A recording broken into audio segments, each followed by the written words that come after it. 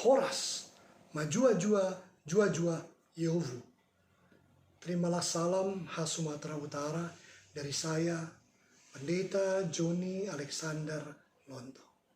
Saya sekarang melayani di GPIB Immanuel Medan sebagai Ketua Jemaat dan merangkap Ketua MUPA Sumut Aceh.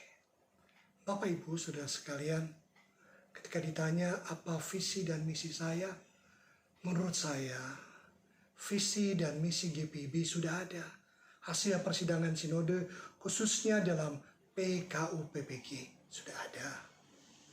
Visinya Yesus Kristus sumber damai sejahtera. Bagaimana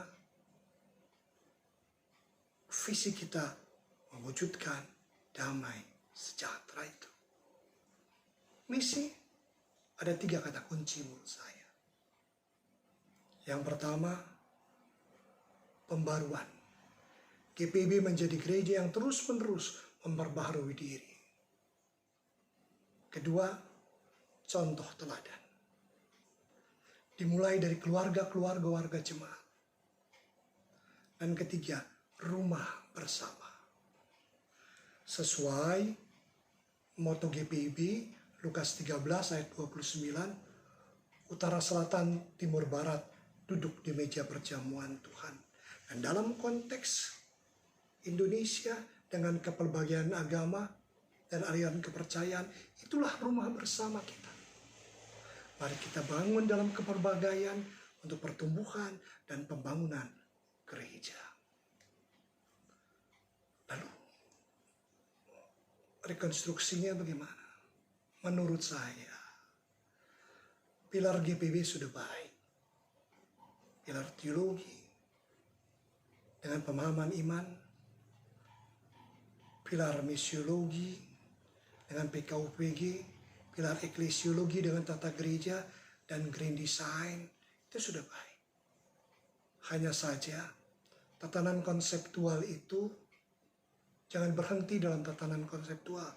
Mewujudkan damai sejahtera itu harus terimplementasi dalam kegiatan dan program kerja warga jemaat yang benar-benar menjawab kebutuhan warga jemaat, mewujudkan damai sejahtera itu. Selama ini menurut saya terlalu bottom up, kurang top down. Mari kita berkorelasi. Bottom up, top down, berkorelasi. Dan di MUPA Sumut Aceh, kami membuat program kerja yang harus menjawab apa yang menjadi kebutuhan warga jemaat, khususnya di pos-pos pelkes jemaat kecil. Dimulai dengan sebuah penelitian, dengan pendekatan pengamatan serta, dan juga dengan FGD. Hasil penelitian kami mendapatkan kesimpulan, warga jemaat, khususnya laki-laki, tidak ke gereja. Kenapa? Karena mereka malu ke gereja kalau tidak memberikan persembahan dan persembahan-persembahan lainnya sebagai kewajiban mereka untuk menopang pelayanan gereja. Kedua, di sisi yang lain, mereka melihat gereja tidak menjawab apa yang menjadi masalah pergumulan mereka. Mereka menjadi korban penindasan tengkulak dan para toke-toke. Kehidupan ekonomi mereka tidak dibantu oleh gereja. Pemberdayaan ekonomi tidak dibantu oleh gereja. Itulah sebabnya di MUPA Sumut Aceh kami buat program kerja bottom up dan konsep top down dalam suatu korelasi. Di mana dari konsep pastoral sosial, Profesor Immanuel Rarte, orang yang saya kagumi, menyatakan ada 2 hal penting dalam pastoral sosial, empowering dan liberating. Bagaimana jemaat-jemaat di pos pelkes, jemaat kecil, dan juga warga jemaat yang terpapar pandemi COVID-19 ini, kita berdayakan, empowering potensi-potensi mereka dengan UKM dan UMKM. Nah, sudah kami kerjakan. Dan kedua, transformatif dengan pembebasan dari kemiskinan, ketidakadilan, ketidakbenaran, dengan memberi produk pertanian mereka, hasil perkebunan mereka, dengan harga 2 kali lipat dari harga yang dipatok oleh tengkulak dan toki. Mereka dibebaskan dari kemiskinan, dari penindasan, dari ketidakadilan. Kami buat marketplace konvensional dan marketplace online. Walaupun saya harus akui, diakonia karitatif itu tetap harus dilakukan juga untuk para janda, keluarga pesejahtera, dan kondisi-kondisi bencana misalnya. Seperti kami membawa bantuan GPIB ke Nias Utara untuk korban banjir contohnya. Baik karitatif dilakukan, tapi diakonia reformatif, pemberdayaan, transformatif, pembebasan adalah hal yang penting menurut saya.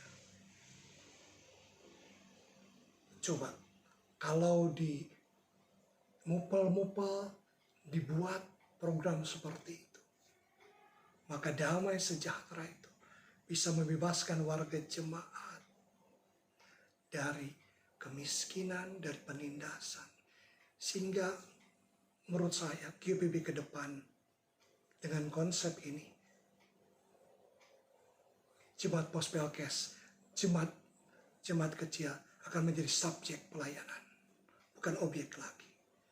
GPIB bisa berpusat di Pospelkes dan jemaat-jemaat kecil, tidak hanya di kota-kota besar yang menjadi subjek. Itu menurut saya. Dan dalam kerangka berdialog, menurut saya dalam tatanan teologis, antropologis, sosiologis selama ini ya sudah baik. Tapi mari kita berdialog dalam dialog karya. Mari kita bershare bersama dengan Muhammadiyah, NU, dengan UMKM mereka gimana. Bagaimana mereka memberdayakan, membuat ketahanan ekonomi umatnya. Mari kita belajar dari mereka juga. Ingat, damai sejahtera Kristus itu jangan cuma kita khotbahkan di mimbar, tapi harus menjawab tantangan masalah jemaat.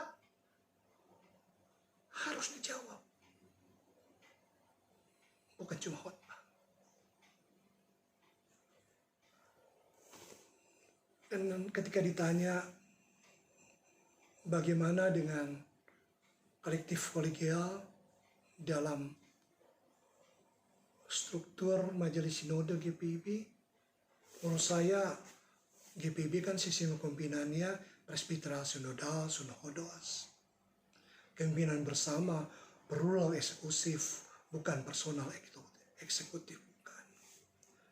Dan menurut saya kolektif kolegial perlu dirawat, perlu dijaga. Dan tidak perlu ada orang pribadi yang merasa dia lebih penting dari yang lainnya. Tidak bisa. Kolektif kolegial semua berada dalam lini yang sama. Dan kita saling share tentang hal-hal yang baik untuk pengembangan pelayanan itu. Menjadi majelis yang ada panggilan? Menurut saya panggilan. Itulah sebabnya ketika ada yang bertanya dan mengusul saya untuk jadi fungsionaris majelis sinode, saya katakan, saya berdoa dulu ya, minta hikmat Tuhan. Kalau Tuhan berkenan silakan, kalaupun Tuhan tidak berkenan ya tidak apa-apa. Saya bukan orang yang berambisi. Menurut saya, menjadi majelis sinode, memimpin di tingkat sinodal, menjadi BP Mupel, memimpin di tingkat regional, menjadi ketua majelis jemaat, memimpin di tingkat lokal adalah hal yang sama. Yang penting adalah bagaimana kita menjalankan visi dan misi mewujudkan damai sejahtera Allah itu tidak hanya dalam tatanan konseptual, tapi menjawab apa yang menjadi masalah warga jemaat, mewujudkan damai sejahtera itu. Mau lihat di godang, tarimung gase sohagele, shalom.